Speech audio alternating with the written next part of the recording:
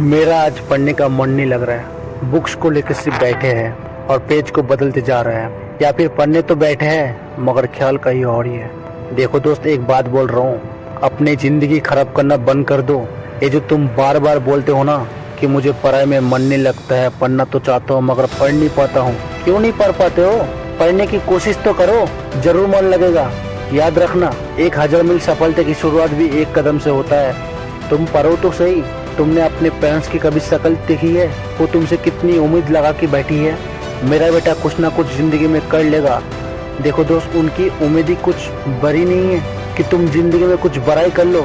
उनकी उम्मीद सिर्फ इतनी सी है कि तुम कुछ अच्छा कर लो, जिससे तुम एक स्टेबल लाइफ जियो, एक खुशी वाली लाइफ जियो। और थोड़ा सोच कर देखो, ये जो तुम दिन भर इंस्टाग्राम या फेसबुक पर रील्स देखते हो ना, कि वो मेरा रील्स पर लाइक क्या कि नहीं, कमेंट क्या कि नहीं, अरे वो उसका वीडियो पे कमेंट क्यों किया, ये सब करना छोड़ दो। किससे धोखा दे रहे हो? मेरा बेटा अच्छे से पढ़ रहा है, ये सोचने वाले अपने माँ बाप को, ना फिर अपने आप को। देखो, किसी को कोई मतलब नहीं कि तुम्हारे मकसद क्या है, किसी को कोई खबर नहीं कि तुम्हारे प्लान क्या है। कोई नहीं जानना चाहता है कि तुम क्या करना चाहते हो। लोग तो सिर्फ एक ही चीज देखता है, और वो है तुम्हारी रिजल्ट। चाहे वो बात तुम्हारी करियर की हो या फिर तुम्हारी पढ़ाई की। तुम कहते हो कि पढ़ने में मन नहीं लगता, मैं कह रहा हूँ तुम एक पेज पढ़ने की शुरुआत तो करो। एक पेज से दूसरा पेज पढ़ने में तुम खुद ही मजबूर हो जाओगे। तुम कोशिश तो करो, ऐसे ही दिन प्रतिदिन करते रहो। देखो, लगातार अभ्यास से क्या नहीं हो सकता।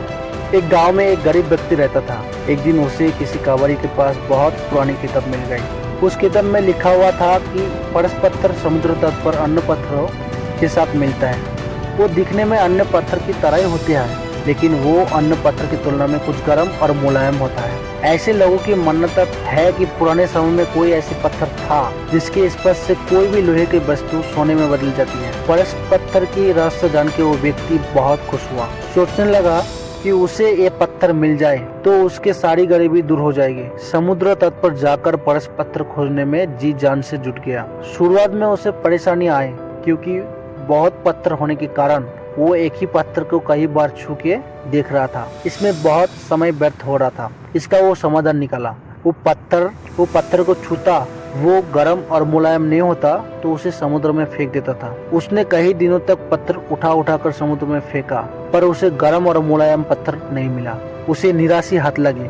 लेकिन एक दिन उसके हाथ ऐसा पत्थर लग ही गया जो सामान्य से गर्म भी था और मुलायम भी, लेकिन उसने उसे भी उठाकर समुद्र में फेंक दिया। आपको क्या लग रहा है? जिस परस पत्थर के लिए इतना दिन से मेहनत करता था, अंत में हाथ लग ही गया तो क्यों फेंक दिया?